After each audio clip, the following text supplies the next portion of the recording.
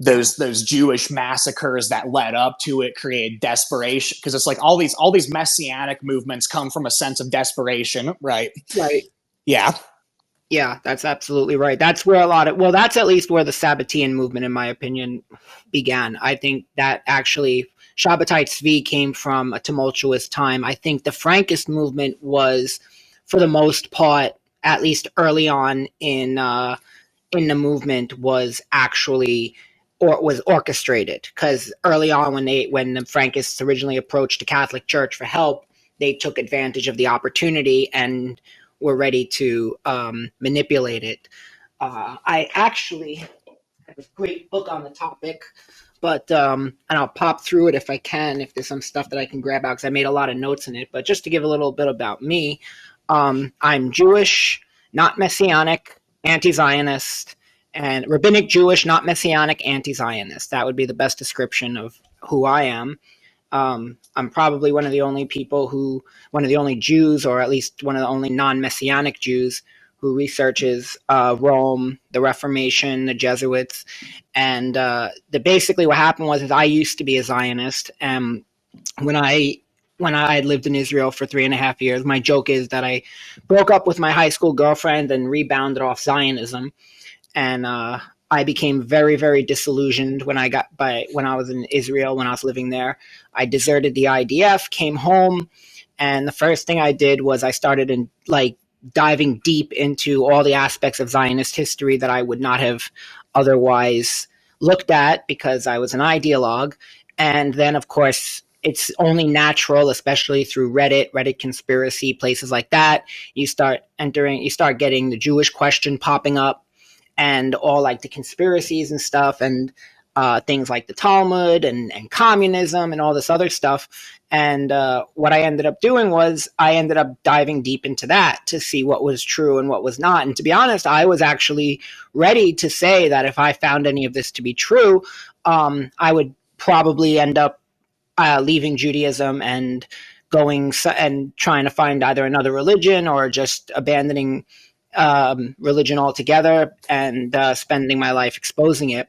But what I hit was a glass ceiling. None of it made sense when actually, put against against research, and you actually look into a lot of this stuff. And then, the word Jesuit first came up, and there's a great article I once posted it on Reddit a few years ago about the rebirth of the Jesuits and the birth of an anti-Jewish conspiracy.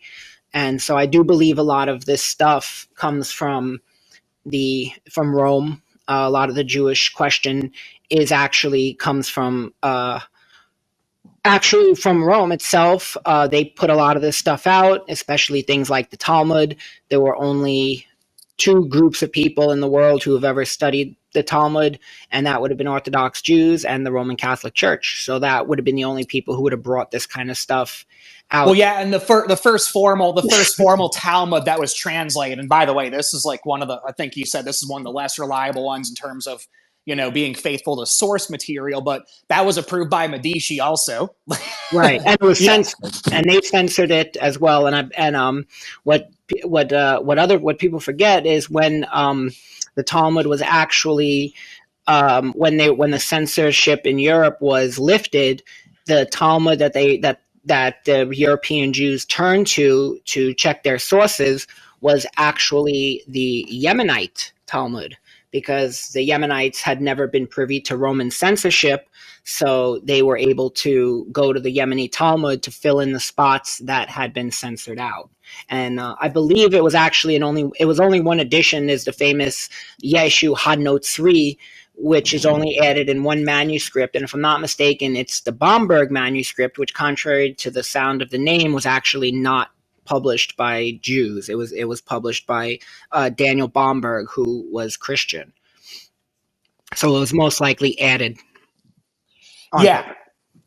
Yeah. Well, and so just to take it back a step, the reason why I ended up choosing the Sabbatian movement as a start is because people can argue Zionism has been around for a while, because a lot of times I see a little bit of Mott and Bailey tricks with people talking about Zionism. It's like, I'm not saying the people who do this don't always have good intentions, but they end up defining Zionism according to its operational utility. It's like I see a lot of these kind of truther accounts who I actually think can have some good information, but they'll say things like, "Oh, Zionism is just the mystery Babylon doctrine," and then they'll get into its operational utility. But really, like when it comes to people who actually accept it, political Zionism, it's this idea that the Jews need to have this home state, and it's absolutely tied to Messianism.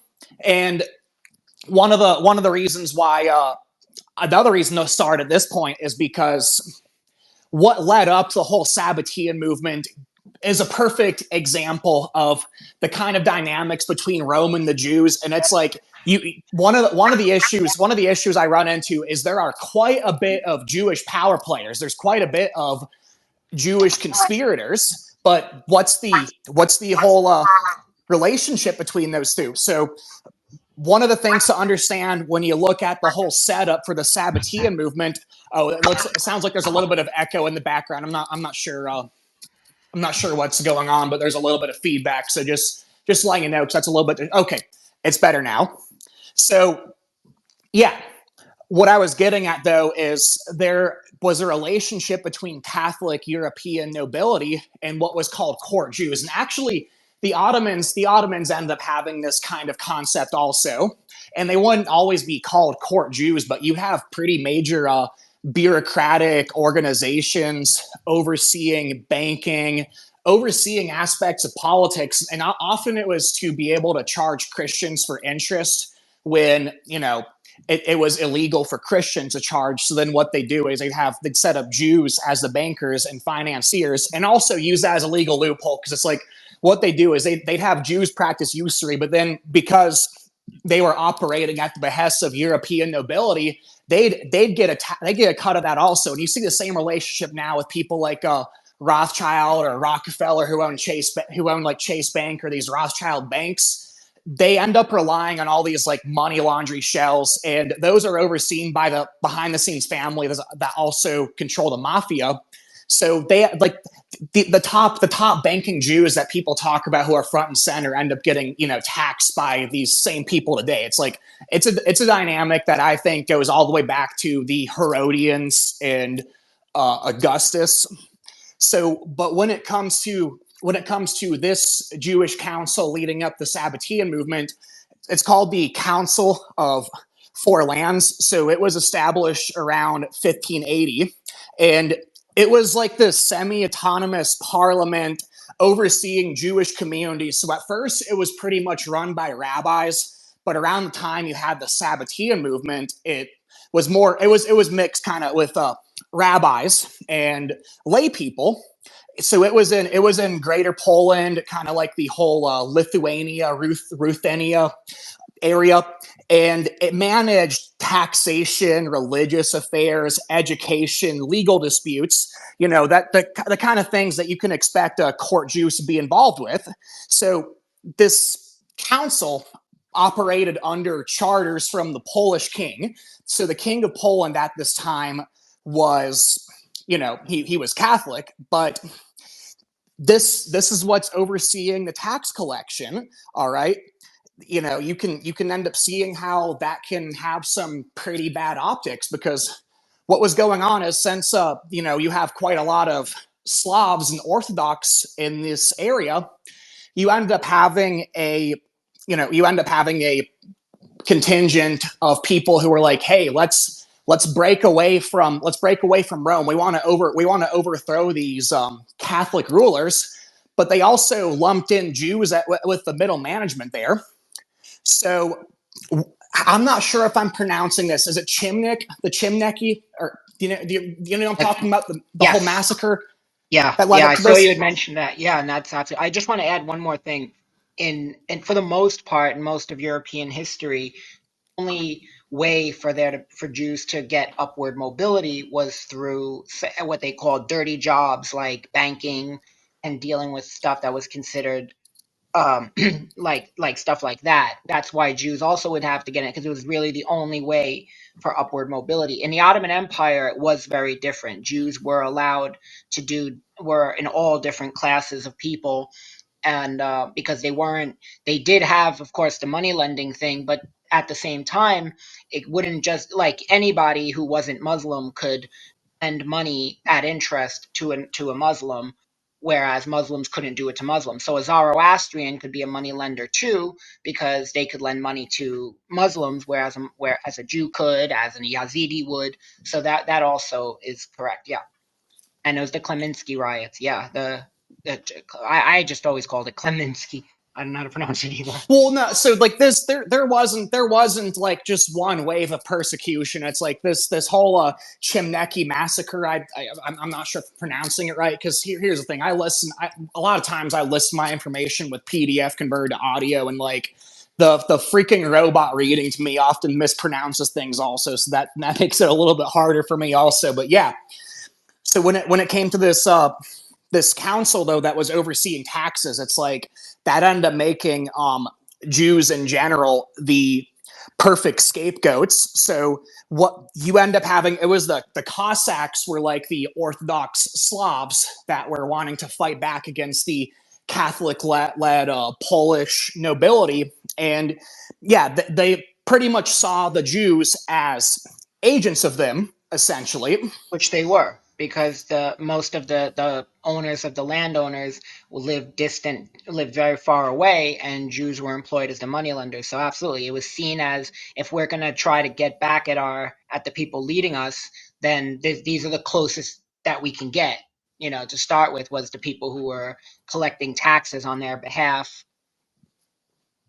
Well, yeah, and so one of the this whole massacre, it killed like 20,000 to 100,000 Jews, but a whole lot more of them had all their wealth taken away. They were displaced. It created like these kind of diasporic conditions. So you end up actually having a good bit of Ashkenazi Jews come back down to like the Middle East, Turkey, North Africa, places like that.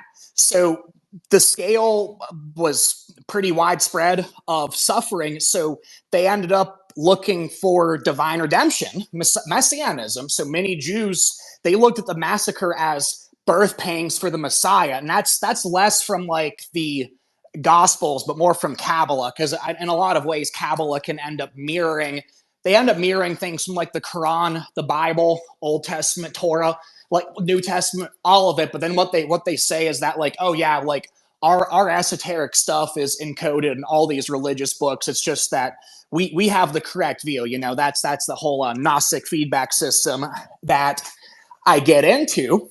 So this isn't the only thing contributing to the rise of Sabbatai Zevi. How do you say that?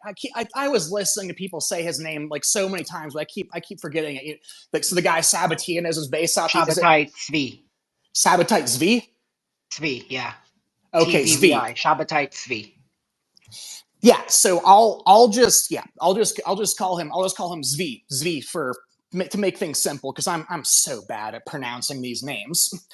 So yeah, this whole massacre ended up happening only a generation before him, and there was the he ended up coming from Turkey and the Ottoman Empire, so he ended up studying in Egypt where he learned a lot of these esoteric traditions. And I don't know how deep you got into the biography on him, but I thought it was pretty interesting because when before this guy started coming to messianic delusions of grandeur, because here's spoiler, the reason why I'm bringing up Kabbalah and the whole sense of cultural desperation leading up to it is, yeah, because this guy ended up claiming to be the Messiah essentially. But yeah, one thing I want to hear from you on though is, did you look into like how he was like super erratic and had all these bipolar, schizophrenic, mentally ill dispositions before he started calling himself Messiah? So it's almost like his whole messianic delusions of grandeur were like a byproduct of that whole feedback system. Yeah, I've heard that too. Absolutely. Well, Yeah. like yeah, this is just a little bit of a side note, but I keep saying that like this whole, rather you call it hermeticism, Gnosticism, it's like, yeah, you might have some people who can look at those principles, because it's like the way I see it is they end up getting a lot of the basics right. I just say it's misframed, but it's like a lot of people, they just they're able to, some people are able to make it work, they're able to have functioning lives, but if you follow through the logic on some of this stuff, like it can end up completely driving you into a psychosis. So yeah, so you ended up you know what the Lyrac Kabbalah is, right? The one developed by Isaac Isaac Luria. Luria, yeah, and Sfat, yeah. I believe it Yeah, was developed in Sfat, yeah. yeah. So it emphasized redeeming the divine sparks through like mystical acts. That actually goes back to Gnosticism, which was around the same time as early Christianity. So the idea is that I keep repeating this, but the idea is that matter, what you see with your senses, it's a certain level of fakeness. Matter in reality is a prison. So you're a soul. You're a soul, and they could call that the divine spark. You're a soul being trapped in the prison of matter, and you need that gnosis. You need, yeah, I keep calling it a feedback system, but you essentially need that feedback system, which has an entire package deal of propositions that these people being initiated don't even think through, attached to it. So it's like you end up awakening this divine spark, and once enough people have their divine spark awakened, they'll be like, the Messiah will be able to emerge, because it's almost like the idea is, as more people awaken, like the scales of the universe end up tipping in that favor. So this is where the prophet Nathan of Gaza came in. So you know who Nathan of Gaza is, right? Yeah, Yeah, like, yeah. yeah. So he's the one who ended up framing the massacre as a signal for imminent redemption. All right, so this is where things start to get a little bit weird, because I wanna get into the Sabbateans' doctrine a little bit, because since you have this idea that, hey, matter's fake, the created world's fake, or maybe not fake, but it's just like illusory, you end up having the idea that like things like sexual sin isn't really a big deal. And you actually see this with the whole Spanish Illuminati that ended up creating the Jesuit order. It's like they didn't really have a category for sexual sin, and actually ended up encouraging orgies. Okay, so the idea was that if you actually keep on sinning, you can actually be able to understand the enemy better, to be able to fight back against darkness, all this weird stuff like that. And there was this other idea where if you increase sin, you also increase cosmic demand for God to send his Messiah to be able to eliminate sin. It's like a level of cognitive dissonance so extreme, but like I'm not putting words in their mouth. It's like, this is actually like pretty well documented stuff. Yeah, I mean, even it's also the idea that we're in the messianic age, so there are no laws anymore. This is the age of the Messiah, and it was interesting because even under Frank, he changed. I believe it was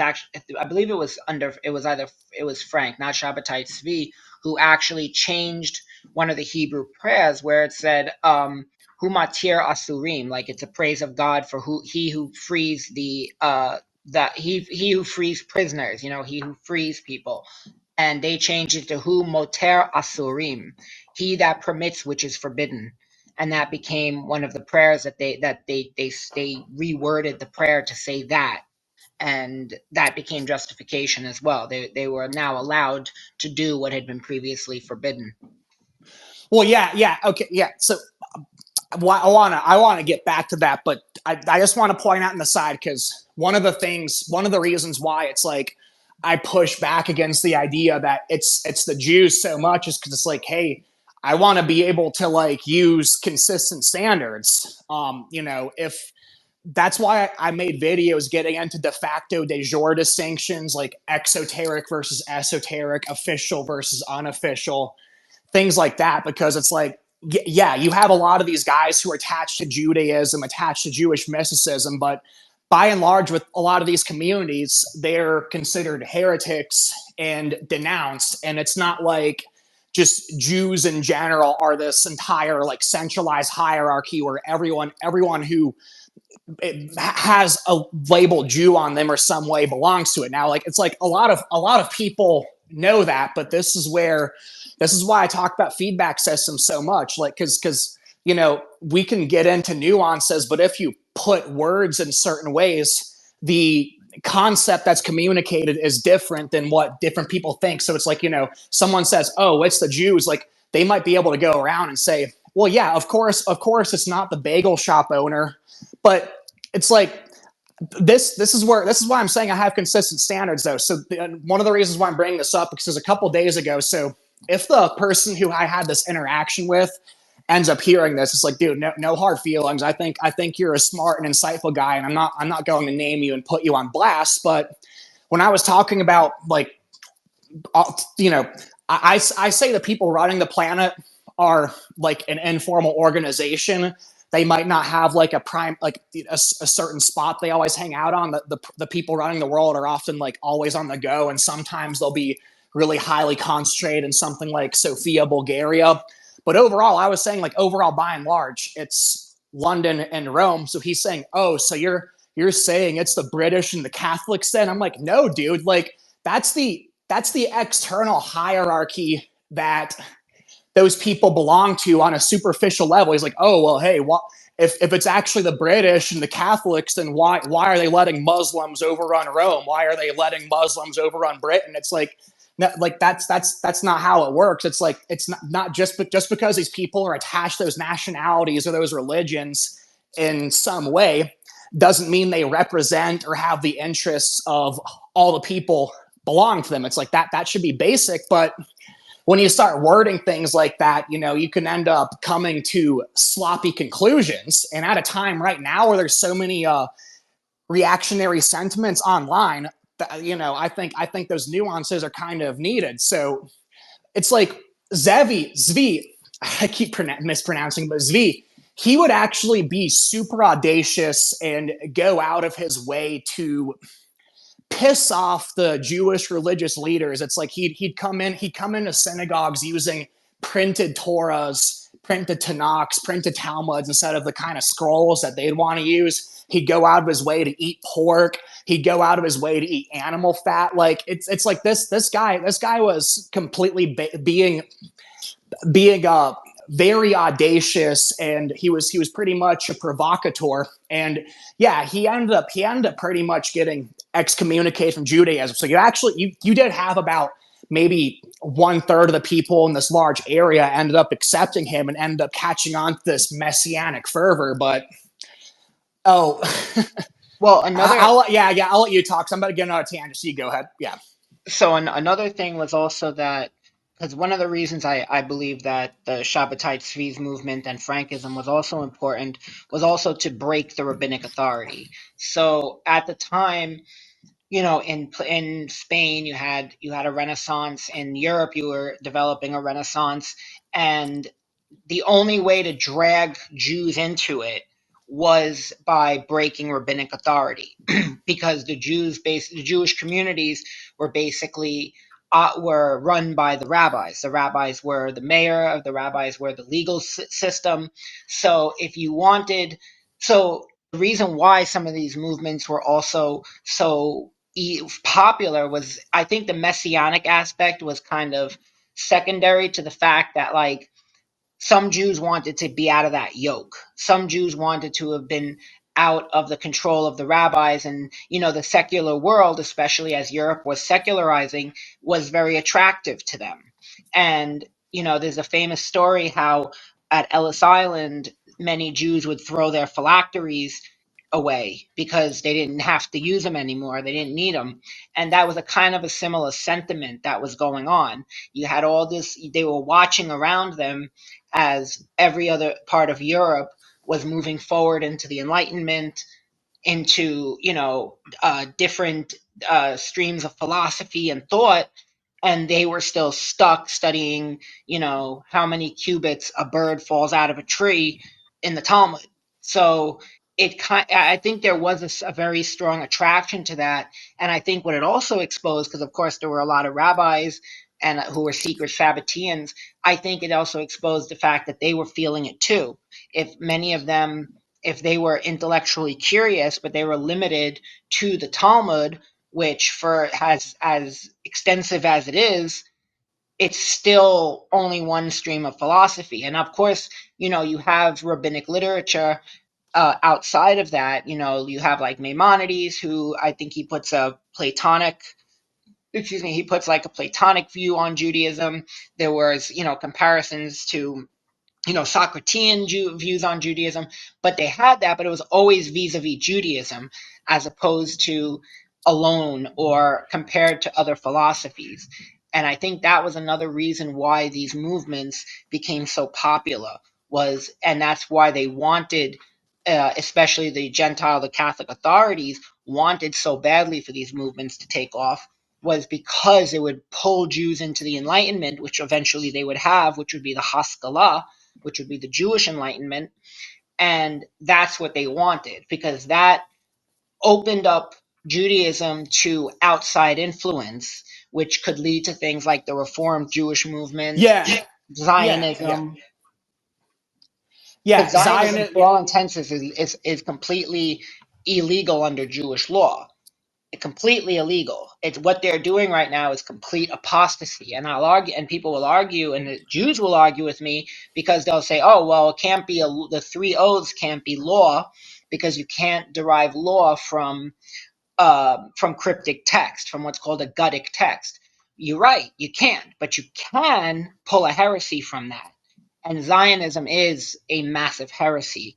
And the only way that they could have gotten that idea into the Jewish mind, that there's a need that we can resettle the land against the three oaths through force. For those who are not aware, it's the three oaths are derived from the book of Solomon, and what it says, it's basically number one, Israel must not go up like a wall, kamokir, which means through mass immigration, military invasion, or Kabbalistic or any kind of occultic means. Number two, Jews need to be loyal to the countries that they live in. And number three, the nations of the world must promise to be as kind as they can to their Jewish populations.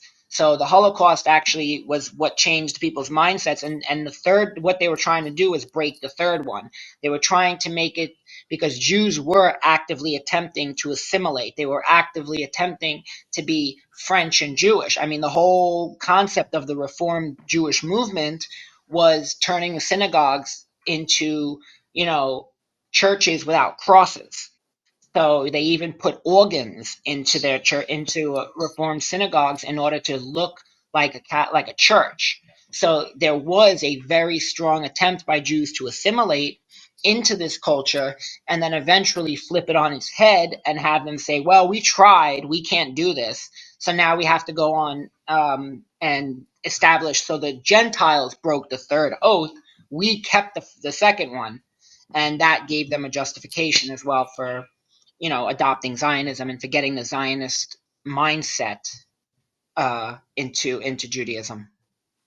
Well, yeah, yeah. So it's like on one hand, you had anti-clericalism spreading through. You had the Reformation before this, and you ended up having the Enlightenment, which if anything, like increased anti-clericalism and actually did a lot of damage to the Protestant movement. Also, it's like you had I'd say you had ideas which I actually promote coming out of the Enlightenment.